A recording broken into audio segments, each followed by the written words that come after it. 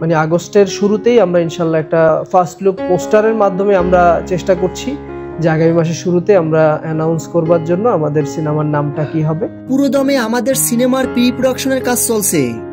সিনেমাটি দর্শক নন্দিত সার্বিকভাবে সফল করতে দেশ ও দেশের বাইরে আমাদের একাধিক টিম নিরলসভাবে কাজ করে যাচ্ছে। 8 আগস্টে আমরা সিনেমার নাম ঘোষণা করব। বাড়তি চমক হিসেবে আরো কিছু থাকতে পারে। আমরা সম্ভবত এই সামনের মাসের শুরুতেই খুব ভালো একটা নিউজ আপনাদেরকে দিতে পারবো। আশা করছি সেজন্য অপেক্ষা করবেন, আর কোনো গুঞ্জন শুনে কোনোভাবে নেগেটিভ হবেন না।